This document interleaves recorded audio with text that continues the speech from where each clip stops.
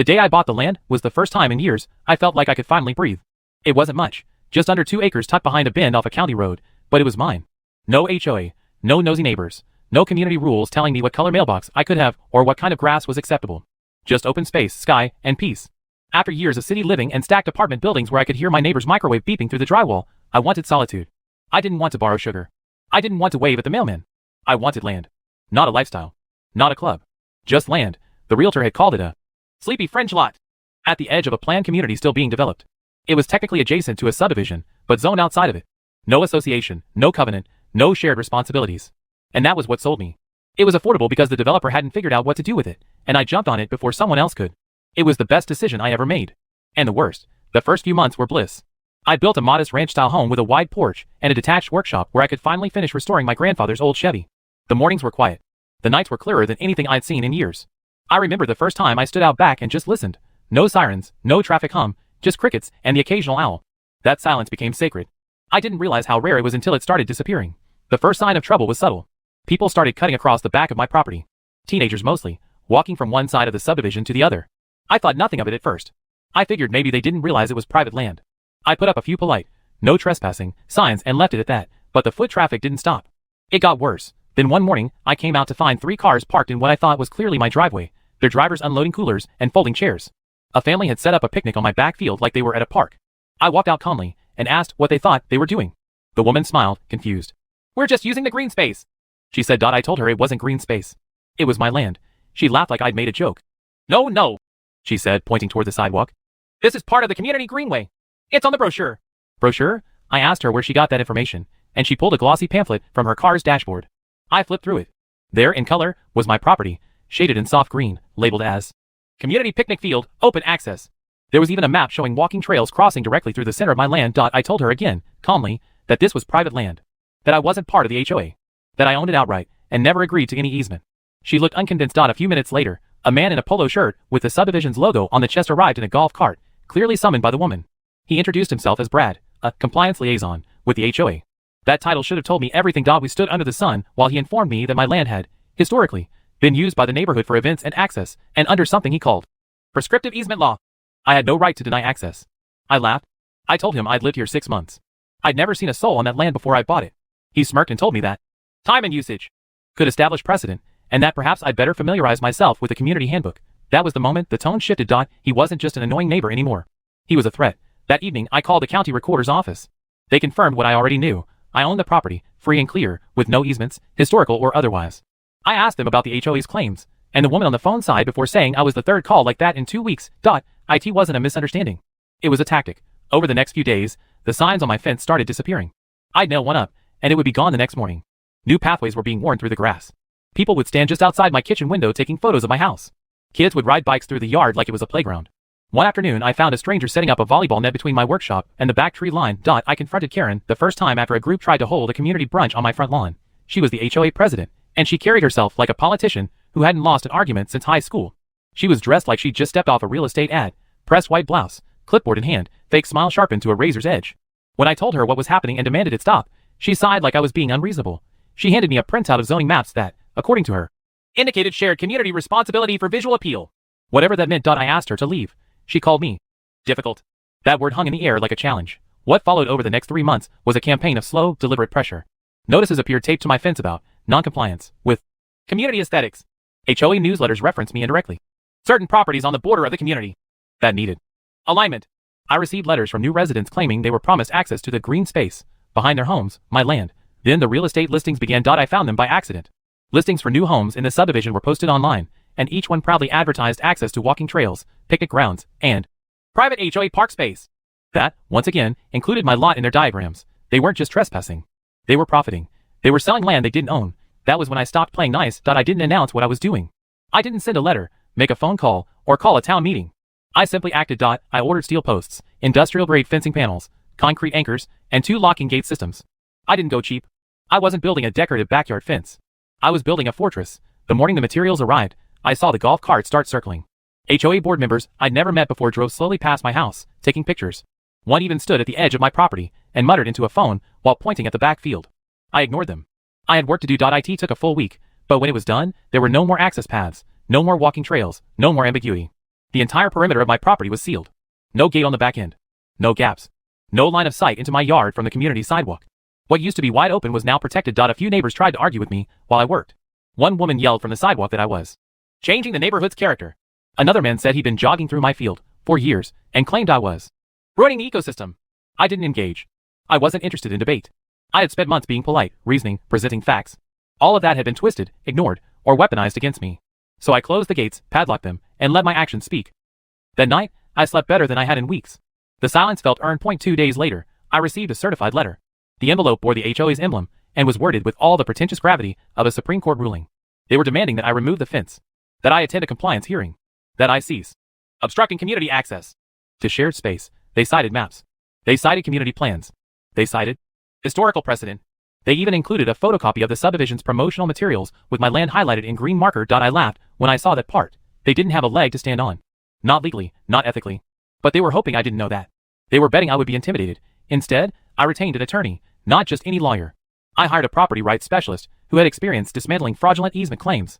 She was sharp, no nonsense, and nearly as furious as I was when I showed her what was happening. Within a week, she had filed formal cease and desist letters to the HOA, to Karen personally, and to the developer still profiting from the false listings. And that's when things got truly insane. They doubled down. The HOA began issuing fines. Not small ones, thousands of dollars in fabricated violation fees, for everything from unauthorized fencing to obstruction of public space. They claimed I was now $11,450 in arrears, and that a lien would be filed on my home if I didn't comply. I hadn't signed a single document binding me to this HOA. I wasn't part of the subdivision. I had county records, title insurance, legal verification of ownership with no encumbrances. But they were playing a different game. One based not on facts, but on fear and exhaustion. They sent board members to my door repeatedly. They left notes in my mailbox, even though that's a federal offense. They even filed a complaint with the county zoning board, claiming I had disrupted designated open space. None of it worked. My attorney fired off responses faster than they could invent new tactics. She demanded proof of easement, proof of community ownership, proof of any legitimate claim to my land. They had nothing. But the real turning point came when we discovered the fraud. It started when a couple who had recently moved into the neighborhood approached me one evening. They were nervous, almost embarrassed, and said they wanted to ask me something privately. I invited them inside, offered them coffee, and listened. They had purchased their home 3 months earlier. They were promised access to the community field. The agent even told them they could host birthday parties there. It was in the sales materials, the listing, and in their purchase paperwork. It was listed as an amenity, but when they moved in, they found a fence. They were confused, so they went to the HOA. Karen told them the land had been temporarily closed for maintenance, and that it would be open again once the situation was handled. The couple said they got suspicious when they saw me out in the yard every weekend, working, clearly not someone who was just temporarily holding the land. They brought paperwork, listings, screenshots, signed brochures with diagrams that included my property. We had what we needed. My attorney added commercial real estate fraud to the growing list of allegations. Karen and the HOA weren't just making baseless claims anymore. They were actively selling access to land they didn't own. It was illegal, provable, documented. We filed suit. The HOA tried to stall. Karen insisted it was a misunderstanding. She sent a carefully worded email to the homeowner stating that the field was not technically within the HOA's ownership, but had historically been considered shared space. As if that would undo months of lies and thousands of dollars of fraudulent sales. But once the court filings hit, it spiraled quickly. A local reporter picked up the story. Then a local station. Then a regional real estate watchdog. The story exploded. Homeowner fights HOA land theft. The headline read. Within days, more neighbors started coming forward. People who had been pressured, fined, manipulated. People who had been promised amenities that didn't exist. People who had questions about where their dues were going. What followed was a full investigation. The findings were worse than I imagined. Karen had been embezzling money from the HOA for over 4 years. She'd forged signatures, created fake invoices, funneled dues into shell accounts, and falsified budget reports. She was using HOA funds to pay for personal vacations, home renovations, and legal fees. And the land? It was never part of the HOA. The original development plans clearly marked it as an adjacent, privately owned lot. The inclusion in brochures, maps, and listings had been a coordinated fraud meant to inflate property values and justify steep dues for exclusive access to fake amenities. Karen was arrested, charged with fraud, forgery, theft, and multiple counts of unlawful practice. Her trial made headlines. Her sentence, 5 years and restitution to every homeowner she defrauded, was a message. The HOA was dissolved shortly after. The final days of the trial were a blur, but what came after was even more surreal. You imagine that when you win against someone like Karen, someone who for years ruled a neighborhood with fake smiles, legal threats, and a homeowners association's rubber stamp, you'd feel triumphant. You'd expect to pop champagne, maybe post a sarcastic social media victory, or at least get a few quiet congratulations from neighbors who'd been silently watching from their windows. But what I felt was mostly silence. The day the judge slammed down the gavel, ordering Karen to pay restitution and officially dissolving the HOA due to systemic fraud and abuse of power, the courtroom cleared out like it had been filled with smoke. Nobody wanted to look at me, Not even the people who had clapped along to her petty rules for years. There were no parades, no victory speeches, and certainly no apologies from those who had hosted birthday parties for their kids on my land, set up lawn chairs for summer movie nights without asking, or parked their ATVs in what they thought was just an open common area. The fantasy they'd all bought into, that my land was theirs to use, collapsed, and suddenly no one wanted to admit they'd ever believed it. Even after the trial exposed maps with forged borders, fake amenity listings in home sale brochures, and HOA newsletters that outright lied about easement rights, people didn't change their stories. They just got quiet. Which, to be fair, was better than the noise that came before. I spent the first week after the ruling tearing down every remaining sign the HOA had put up. It was like some dystopian cleanup mission, removing metal placards that called my land Greenway East, pulling up painted wooden stakes with little flags that marked future picnic space, and tossing out a stack of pre-printed flyers someone had stuffed in my mailbox that still offered exclusive trail access through my backyard. It was absurd. Even after Karen had been convicted, the illusion of the HOA's authority still lingered like a bad smell. It's one thing to confront a monster. It's another thing entirely to clean up after one who pretended she was just being neighborly. But the real mess was deeper than signage or paperwork. It was in the psychology of the place. The neighbors didn't know how to look me in the eye anymore. Some moved away within months, quietly listing their homes and selling to families who, thankfully, didn't arrive with the same entitlement. Others stayed, but interactions were minimal. Eye contact became rare. There were no more block parties, and if there were, I wasn't invited, which suited me fine. I wasn't trying to make friends. I just wanted what I'd always wanted, to be left alone, to live on my land in peace, and to not have to prove every day that I owned what I had paid for in full. Still, there were moments when I questioned whether the fight had been worth it. Not because I doubted the outcome. No, the court was right, and Karen's lies needed to be stopped, but because of how deeply the battle had carved itself into my life. The cost wasn't just legal fees or fence materials. It was sleep, relationships, mental space. You begin to notice how even peace feels fragile after months of conflict. A truck driving too slowly near your property line? That's not just a neighbor running late. It's a recon. A teenager hopping a fence to chase a lost ball? That's not innocent anymore. Your nervous system doesn't understand that the war is over, because in some ways it isn't. Not in your head. Not when you spent so long under siege in your own home. Karen's sentencing was oddly anticlimactic. The courtroom was half empty. She didn't even cry. She stood there in her stiff little suit, listened as the charges were read, and blinked when the restitution amount was listed. 6 figures, enough to make her retirement years uncomfortable but not enough to undo the damage she'd done. She got jail time, yes, but not the kind that made headlines. Just a few years, and a lot of probation. But what she lost couldn't be measured in court orders. Her social clout, her business connections, her little empire of HOA newsletters, and inflated property values, it all crumbled. The woman who once gave neighborhood tours while pointing proudly at community walking paths that ran through my forested acreage was now a cautionary tale, the kind local realtors mentioned with hushed tones and vague euphemisms like leadership issues and internal disputes. What haunted me most wasn't her downfall, it was how easily people had let her rise in the first place. There was no resistance to her authority when she was writing up citations for trash cans left out too long or threatening fines for kids chalking on the sidewalks. Everyone just went along. It was easier to comply than confront. And somewhere along the way, that passive obedience turned into something darker. They believed her when she said my land belonged to the HOA. They believed her when she said I was a troublemaker, a loner who didn't respect the community. And even when the truth came out, they didn't rush to make it right. They just buried the discomfort and tried to move on. I didn't move on, not right away. I invested in more fencing, in motion-activated lights, in legal paperwork that made it absolutely clear, again, that no easements existed, that my land was not for sale, not for lease, not for access. I spent weekends walking the perimeter, checking for signs of tampering. Sometimes I found them, little things, like a lock that had been jiggled or a trail of footprints that didn't belong to me. Maybe it was kids. Maybe it was someone trying to test boundaries, to see if the old rules still applied. They didn't. Not anymore. Every once in a while, I'd hear from someone who'd been on the HOA board. One guy sent me an email that was part apology, part excuse. He said he'd always suspected Karen was overreaching but didn't want to cause waves.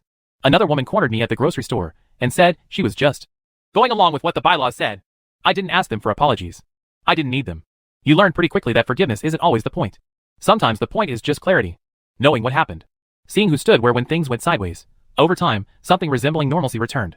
Not trust, exactly, but routine. I grew my garden again. Fixed up the shed I'd let fall apart during the worst of the harassment. Brought in fresh gravel for the driveway. Rebuilt the mailbox someone had smashed with a baseball bat during the court case. Anonymous vengeance in the middle of the night. Never proven, never admitted. I didn't report it. I just replaced it. That's the thing about rebuilding. You do it quietly, steadily, without asking permission. The land was mine again. Fully. Legally. Emotionally. But more than that, it was my identity that was returned to me. I wasn't just the landowner anymore. I was the person who had faced down an entire system of coercion and come out intact. That mattered, especially in a world where people are told to pick their battles. This one was mine. And I picked it, and I fought it, and I won. Not because I was angry, though I was. Not because I needed to prove a point, though I did. But because there's something sacred about a promise made in silence, on a patch of land you worked for, saved for, dreamed about. When someone tries to rewrite that dream with forged maps and fake bylaws, you don't let them. You draw the line, and then you build a fence. Not to keep people out, but to remind yourself, and everyone else, that lines matter. It's funny, the things you remember most after a war like that. Not the court transcripts, or the legal jargon. Not even the final judgment. What I remember is the first morning after the fence was completed. I stood on the hill overlooking the back part of the property. The air was still. No cars. No kids. Just birdsong and wind in the trees. It wasn't dramatic. It wasn't loud. But it was mine. All of it. And for the first time in years, that felt like enough.